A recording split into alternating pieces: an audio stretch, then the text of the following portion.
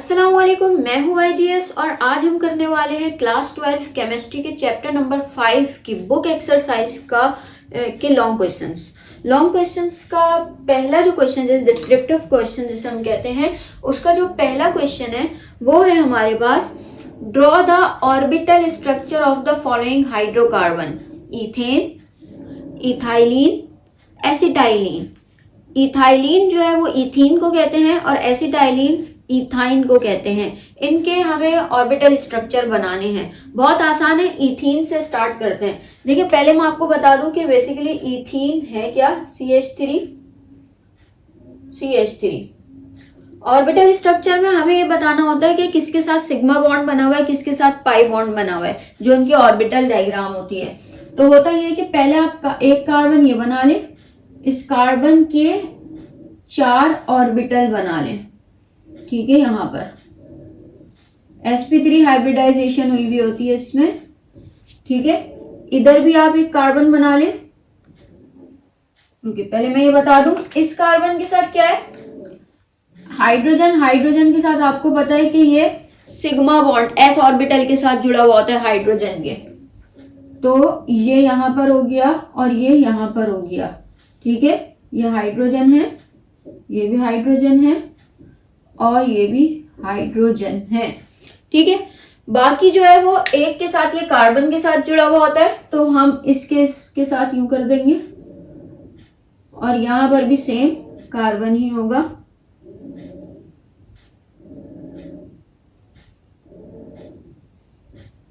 इस तरह जाएगा ये हाइड्रोजन है, ये हाइड्रोजन है, ये हाइड्रोजन है, ठीक है भाई। इस तरीके से ये हमारे पास क्या है, जुड़ा हुआ होता है। तो अच्छा, हम इसको इसी तरीके से बनाते हैं। अब हम बात करते हैं किसके, अगले की, जो कि हमारे पास है इथाइलिन, ठीक है, जो कि इथीन कहलाता है। तो इथीन को भी देख ले। पहले हम इथीन का मेन देखते हैं कि इथीन हमारे पास किस तरीके से बनता है। अगर आपने जो है वो इससे पहले वाला चैप्टर देखा है, पढ़ा है, तो आपके लिए आसान होगा। Basically CH2 double bond CH2। अच्छा, ये थोड़ा सा जो है वो मुख्तलिफ होता है, तो किस तरीके से वो मैं आपको यहां पर बता दूं कि सबसे पहले तो उसी तरह हम कार्बन बनाएंगे, ये एक। अच्छा, अब की बार थोड़ा सा जो है वो चेंज करेंगे। वो क्या है, क्योंकि इनके दरमियान डबल बॉन्ड होता है, ठीक है, और ये 2 हाइड्रोजन से जुड़ा हुआ होता है। तो हम क्या करेंगे, सबसे पहले तो ये किया, ये किया, ठीक है। एक s ऑर्बिटल, आपको पता है एक s ऑर्बिटल होता है, एक px होता है, py होता है, pz होता है। px इसको लगा लें, py pz ये लगा लें, ठीक है। इस तरीके से जुड़ा हुआ होता है, इनके साथ भी होता है। अच्छा, जो डबल बॉन्डिंग होती है ना, उस डबल बॉन्डिंग में हम क्या करते हैं, दोनों लूप शेयर करते हैं p ऑर्बिटल की, ऊपर वाली लूप भी नीचे वाली लूप भी। किस तरीके से मैं बता दूं, ठीक है। यह आपका समझ लें, s ऑर्बिटल आ गया, ये p आ गया, आप इसको p y ले लें, ठीक है। एक आपका जो है वो यहां पर होगा, जो कि इसके साथ सिंगल बॉन्डिंग का होगा। तो ये पहले दोनों तरफ की ये डायग्राम बना लें, ठीक है। यहां से ये, यहां से ये, और इनको पहले यहां पर फिल करें। ये आपका एक हाइड्रोजन, ये आपकी एक और हाइड्रोजन, ये आपकी एक और हाइड्रोजन, यहां पर 2, यहां पर भी 2। अच्छा, ये हमने सिग्मा बॉन्ड तो शो कर दिया, लिख ले, अच्छी बात है, ये सिग्मा बॉन्ड है, ठीक है, और ये सारे भी सिग्मा बॉन्ड है। यहां पर भी ये जो है वो सिग्मा बॉन्ड हो गया। अब हमें पाई बॉन्डिंग की लगानी है, और पाई बॉन्डिंग के हम 2 बनाएंगे। बेसिकली है तो एक ही, ठीक है, पाई बॉन्ड एक के साथ ही बन रहा है, तो समझो वो PZ है, लेकिन हम उसके दोनों लूप्स बनाएंगे, एक लूप ऊपर की तरफ, दूसरी नीचे की तरफ, ठीक है। यही चीज इसके साथ भी करेंगे, एक लूप ऊपर की तरफ, एक नीचे की तरफ, और यहां मेंशन कर देंगे ये PZ है, क्योंकि ये PZ के साथ ही जुड़ा हुआ होता है। इसको एक को आप s ऑर्बिटल बना लें, एक px हो गया, ठीक है, ये px हो जाएगा, चले, ये py हो गया। इसी तरह ये पी एक्स हो गया, ये वाई हो गया, ये पी जेड है। और पी जेड जब हम डबल बॉन्डिंग करते हैं, फिर दोबारा बता दूं कि डबल बॉन्डिंग में हम दोनों लूप शेयर करते हैं।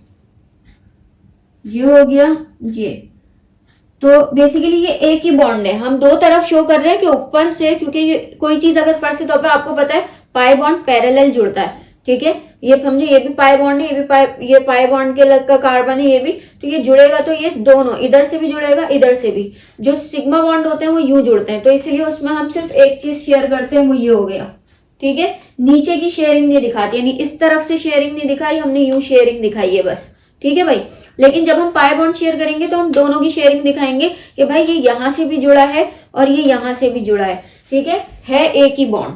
तो ये हो गया हमारा पाई बॉन्ड, ठीक है। अगर देखा जाए तो इसमें हमारे पास 1 2 3 4 5 सिग्मा और एक पाई बॉन्ड होता है, ठीक है भाई। अब हम देख लेते हैं एसिटाइलिन का। एसिटाइलिन में हमारे पास ट्रिपल बॉन्डिंग होती है, आपको पता है। तो चले मैं इसको रब करती हूँ, फिर उसके बाद जो है वो आपको एसिटाइलिन करके दिखाती हूँ। चले एसिटाइलिन यानी कि इथाइन। इथाइन की बात करें तो आपको होती है CH ट्रिपल बॉन्ड CH। पहले दोनों कार्बन की कार्बन हाइड्रोजन और कार्बन कार्बन की बॉन्डिंग को शो कर देते हैं, जो हमारे पास सिंगल बॉन्ड है, सिग्मा बॉन्ड है, ठीक है। तो ये हो गया मेरे पास एक कार्बन, ठीक है, जो दूसरे कार्बन के साथ जुड़ा हुआ है, ठीक है भाई। एक यहां पर मैं बना देती हूं इसका s ऑर्बिटल, जो मेरे पास किसके साथ जुड़ा हुआ है, हाइड्रोजन के साथ। ये सिग्मा बॉन्ड है। अब देखिए इसमें मुझे क्या बनाना है, पी सब ये मेरे पास है s ऑर्बिटल, ये है px। इसी तरह इस कार्बन का ये px है, ये s ऑर्बिटल है, ठीक है। s ऑर्बिटल, p ऑर्बिटल, ये सब आप फर्स्ट ईयर में पढ़कर आए हैं। अच्छा जी, अब मुझे क्या बनाना है, py, इसका भी py और pz बनाना है, इसका भी py pz। तो इसके लिए आसान ही होता है, a की लीफ आप थोड़ी सी बड़ी कर दें, समझिए मेरा py है, और एक को छोटा कर दें, समझिए मेरा px z है, pz। इसी तरह इसमें भी करें, py को थोड़ा सा बड़ा कर दें और ये हो गया pz। मेंशन कर दें इसमें, ये py है, ये pz py, इसी तरह pz py सबको मेंशन कर दें। अब किस तरीके से शो करेंगे, py के नीचे वाली लोब को एक दूसरे के साथ मिला दें और pz की नीचे वाली लोब को मिला दें, ठीक है। फिलहाल मेरे पास तो यहाँ पर जो है वो सिर्फ दो ही मार्कर हैं, ब्लू एंड ब्लैक। आप चाहे तो ये सब कुछ करने के बाद आप इनको थोड़ा सा डिफरेंट कलर दे सकते हैं, रेड और ग्रीन को छोड़कर, ठीक है। आप यहाँ पर डिफरेंट कलर बोर्ड में ही बना सकते हैं, कोई हर्ज नहीं होगा, बस आपने मेंशन करना होगा। ये हमारे पास सिंपल सी इसका ऑर्बिटल स्ट्रक्चर बनता है, किसका, इथेन का, इथीन का और इथाइन का। इथीन को इथाइलिन भी कहते हैं और इथाइन को एसिटाइलिन भी कहते हैं। तो ये जो है वो हमारा पहला क्वेश्चन कंप्लीट हो गया है, ठीक है। एक दफा और देख लें आप इसको। अब हम बढ़ते हैं अपने सेकंड क्वेश्चन की तरफ। तो चलिए सेकंड क्वेश्चन की तरफ आते हैं। सेकंड क्वेश्चन है, right the equation of the following chemical process. अब वो केमिकल प्रोसेस हमारे पास क्या है, पहला है ethylene is heated at high temperature and pressure. Ethylene यानी कि इथीन, इथीन को हीट किया गया है हाई टेम्परेचर और प्रेशर में, ठीक है। आपने बताना है कि हमारे पास जो है वो क्या प्रोडक्ट बनेगी। देखिए ये तो इथाइलिन है यानी कि इथीन है, तो सबसे पहले तो ये CH2 डबल बॉन्ड CH2, ठीक है। तो ये रिएक्शन कुछ ऐसा होता है, हाई टेम्परेचर तकरीबन 200 डिग्री सेंटीग्रेड का होता है, बाकी हमें हाई प्रेशर करना है। अब आप लोग बोलेंगे कि यार हाई टेम्परेचर कैसे याद रखें, बहुत सारी इक्वेशन का होता है। जब आपके पास लिखा हुआ है high temperature and high pressure, ठीक है, तो आप इक्वेशन में भी ये लिख सकते हैं हाई टेम्परेचर और नीचे लिख दिया हाई प्रेशर, ठीक है। जरूरी नहीं है फिर आप टेम्परेचर या प्रेशर को मेंटेन करें, यानी कि बेसिकली मेंशन करें, ठीक है। अब होता है यहाँ पर n लगा दें। n लगाने का मकसद क्या है कि आप जितने भी ले सकते हैं, 10 भी ले सकते हैं, 50 भी ले सकते हैं, 100 भी ले सकते हैं, क्योंकि इस रिएक्शन में डबल बॉन्ड टूटता है और ये आपस में जुड़ते हैं। यानी कि इथीन या इथाइलिन जो भी आप बोले, इथीन को जब हाई टेम्परेचर हाई प्रेशर में से गुजारा जाता है तो ये हमारे पास पॉलीइथीन बनता है। इसको हम इस तरह करके मेंशन करते हैं।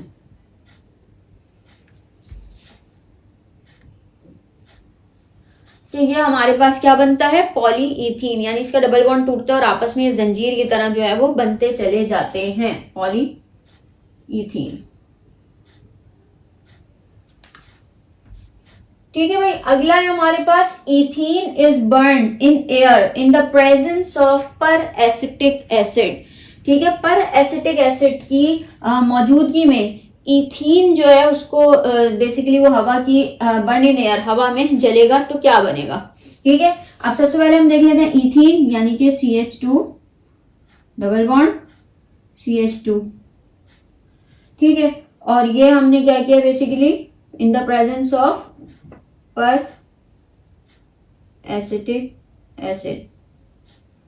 बेसिकली फिर ये हमारे पास बनता है यहाँ पर CH2 एक, दोनों का एक एक बॉन्ड बनता है और हवा से, क्योंकि इन द प्रेजेंस ऑफ एयर की बात हुई है, हवा से तो फिर ऑक्सीजन ऐड हो सकती है, अंदर ऑक्सीडेशन हो सकता है, ये हमारे पास बनाता है इपॉक्साइड। ठीक है, ये भी बहुत आसान सा है हमारे पास। अगला है मेरे पास one two dibromobutane is heated alcoholic with alcoholic potassium hydroxide. काफी दफा हम इसको शॉर्ट क्वेश्चंस में भी कर चुके हैं, तो यहाँ पर मैं एक और चीज बता दूं, 1,2-डाइब्रोमोब्यूटेन कैसे बनाएंगे। पहले आप कार्बन का, ब्यूटेन कार्बन का स्केलेटन बना लेंगे, यानी सिर्फ कार्बन कार्बन। कितने होते हैं भाई, 1 2 3 4। ठीक है, 1,2-डाइब्रोमोब्यूटेन इज हीटेड अल्कोहलिक। अच्छा, 1,2 का मतलब ये कि पहली के साथ ब्रोमीन है और दूसरी के साथ ब्रोमीन है। अब बाकी हाइड्रोजन से फिल कर दें, 2 कार्बन के साथ हो गई तो यहाँ पर 2 हाइड्रोजन आएंगी, ये 3 कार्बन जुड़ गई तो 1 हाइड्रोजन, 2 से जुड़ा हुआ है तो 2 हाइड्रोजन, 1 से जुड़ा हुआ है तो यहाँ पर 3 हाइड्रोजन। ये मेरे पास किसके साथ रिएक्ट करा है, KOH यानी पोटेशियम हाइड्रोक्साइड। ठीक है, और वो भी अल्कोहलिक। ठीक है, अब क्या होगा, अब सिंपल सा एक वो होगा, एक ब्रोमीन निकलेगी, डबल बॉन्ड आ जाएगा। ठीक है, जहां से भी निकलेगी।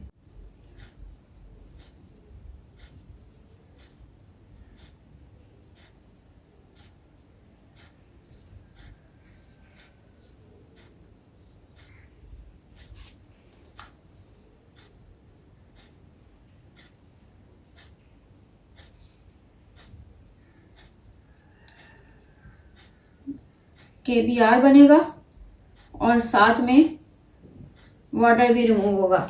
ये तो इसकी एक पहली इक्वेशन है। दूसरी इक्वेशन भी मैं इधर ही मेंशन कर दूं कि अब की बार ये, क्योंकि रिएक्शन और प्रोसीड होगा, अब की बार ये जो है मैं इसको यहीं पर ही कर रही हूँ। आपने अलग करना है, पहले इसको लिखना है यहाँ पर, फिर आगे वही आपने KOH डालना है। ठीक है, बिल्कुल इसी तरह यहाँ मैं लिख देती हूँ KOH अल्कोहल।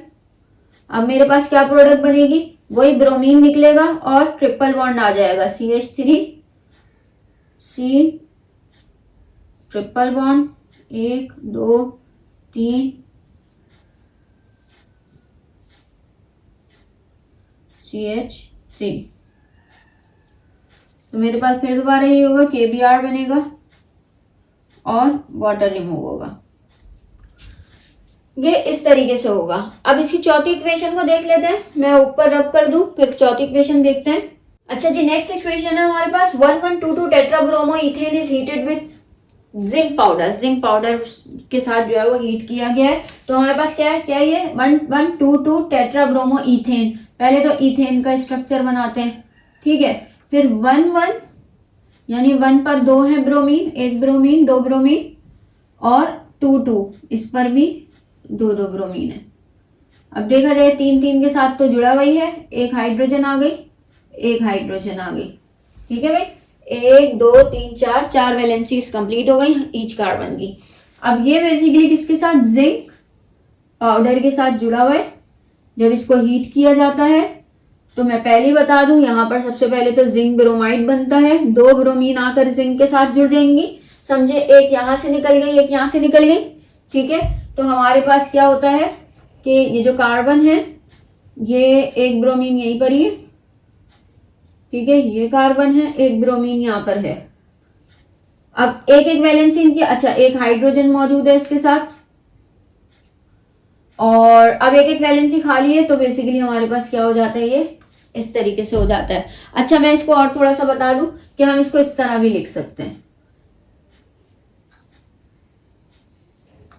हाइड्रोजन को इस तरह शो कर दें, बराबर में लिखने की बजाय इस तरह शो कर दें, ठीक है भाई। तो यहाँ पर रिएक्शन कंप्लीट नहीं होता, ट्रिपल बॉन्ड भी आएगा हमारे पास, क्योंकि अभी ब्रोमीन बाकी है, फर्दर ये रिएक्ट कर सकता है। आपको पता है हमारे पास अल्कीन और अल्काइन रिएक्शन देते रहते हैं, हाईली रिएक्टिव होते हैं। तो बेसिकली ये दोबारा हमारे पास रिएक्शन में जाता है, hydrogen double bond C bromine hydrogen, again zinc के साथ रिएक्ट करता है, हीट होता है, हीट होने के बाद वही हमारे पास जिंक ब्रोमाइड निकलता है, और अब की बार ये एक हाइड्रोजन रह गई इसके पास, ट्रिपल बॉन्ड आ गया, एक हाइड्रोजन, बाकी की दोनों ब्रोमीन दोबारा निकल जाती हैं, ठीक है भाई। अगला रिएक्शन देख लेते हैं, reaction of chlorine with acetylene. Acetylene के साथ रिएक्ट किस तरीके से करता है ये, एसिटाइलिन हमारे पास क्या है, एसिटाइलिन यानी कि इथाइन, ठीक है, CH ट्रिपल बॉन्ड CH, ठीक है भाई, प्लस क्लोरीन। अब यही समझ ली ये रिएक्शन उल्टा हो रहा है, ठीक है। अब की बार क्या होगा, डबल बॉन्ड टूटेगा, क्लोरीन आके लगेगी, ठीक है, CH एक बॉन्ड टूट गया, ट्रिपल बॉन्ड थे, एक बॉन्ड टूटा CH, ठीक है, और एक क्लोरीन यहाँ आके लग गई, एक क्लोरीन यहाँ आके लग गई, ठीक है। अच्छा मैं इनके नाम भी बता दूं, ये तो इथाइन है, आपको पता है, क्योंकि नाम भी लिखना जरूरी है, इथाइन। ये हो गया मेरे पास 1,2 डाइक्लोरो इथीन। अगर इनकी बात करें, ये तो आपको पता है 1122 टेट्रा ब्रोमो इथेन है, ये हमारे पास है 1,2 डाइब्रोमो इथीन, और ये हो गया मेरे पास इथाइन फाइनल, ठीक है। अच्छा ये रिएक्शन यहाँ पे कंप्लीट नहीं हुआ, ये रिएक्शन होता है कार्बन टेट्रा क्लोराइड की मौजूदगी में, ठीक है। फिर दोबारा ये रिएक्शन पे जाते हैं, CH डबल बॉन्ड CH, ये क्लोरीन है और एक ये क्लोरीन है, मैं यहाँ पर लिख रही हूँ जगह की कमी की वजह से, ठीक है। ये दोबारा क्लोरीन के साथ मिलते हैं, तो अब की बार क्या होता है हमारे पास, चारों क्लोरीन आ जाती है यहाँ पर, एक नीचे थी, अब की बार ऊपर भी आ गई, ठीक है, एक हाइड्रोजन के साथ सिंगल बॉन्ड ये, और बाकी एक क्लोरीन यहाँ, एक क्लोरीन यहाँ, ये बन जाता है 1122 डाइक्लोरो इथेन, ठीक है। यूं समझ ले ये ब्रोमीन के साथ था, ये क्लोरीन के साथ था, रिएक्शन एक ही है, ये यूं फॉरवर्ड हुआ है, और ये इस तरीके से उल्टा चला है कि पहले इससे ये बना, फिर इससे ये बना, इससे ये बना, ठीक है। तो ये इस तरीके से है। चले अब नेक्स्ट क्वेश्चन की तरफ बढ़ते हैं। हमारा जो तीसरा क्वेश्चन है इस बुक एक्सरसाइज का। अच्छा तीसरा क्वेश्चन जो है वो बेसिकली हमारे पास क्या है, एक रीजन है कि ethane is more reactive than ethene is more reactive than ethane but less reactive than ethyne, how can you explain this behaviour. कि भाई इथीन जो है, इथीन वो इससे ज्यादा रिएक्टिव है इथेन से, लेकिन इथाइन से कम है। ऐसा क्यों है, due to pi bond. Pi bond इस बेसिकली हमारे पास जो है वो सबसे कमजोर बॉन्ड होता है, इसके पास 2 पाई बॉन्ड है यानी 2 कमजोर बॉन्ड है, ये 2 दफा रिएक्शन दे सकता है। इसके पास 1 पाई बॉन्ड है यानी कि 1 कमजोर बॉन्ड है, ये 1 दफा रिएक्शन दे सकता है, ठीक है। और इस बेचारे के पास तो पाई बॉन्ड है ही नहीं, सिग्मा बॉन्ड है, तो इसको अपना सिग्मा बॉन्ड तोड़ने में काफी टाइम लगता है। दैट्स वाई कि ये हमारे पास जो है वो बिल्कुल भी जो है वो मतलब नो रिएक्टिव होता है, ठीक है। बाकी इसके सारे क्वेश्चन वही है, सब्जेक्टिव क्वेश्चन है बस। क्वेश्चन नंबर 7 है, give the mechanism of following electrophilic substitution reaction of benzene. ठीक है, ये नाइट्रेशन, एसाइलेशन एंड क्लोरिनेशन, ये तीनों के तीनों मैंने एक वीडियो में जो है वो तीनों कवर किए हुए हैं, 3 नहीं बल्कि 5 हैं, सल्फोनेशन भी है। तो उस वीडियो का लिंक मैं आपको डिस्क्रिप्शन पर दे दूंगी और इस वीडियो के एंड में भी जो है वो उसको सजेशन पर डाल दूंगी। तो आप लोग जो है वो इस वीडियो में जाकर देख सकते हैं कि ये किस तरीके से सॉल्व हुआ है। तो आई होप कि लेक्चर आपको समझ में आया होगा। लेक्चर समझ में आया तो क्लासमेट्स के साथ जरूर शेयर कीजिएगा, पढ़ाई पर फोकस करते रहिएगा और अपना ख्याल रखिएगा। Thank you.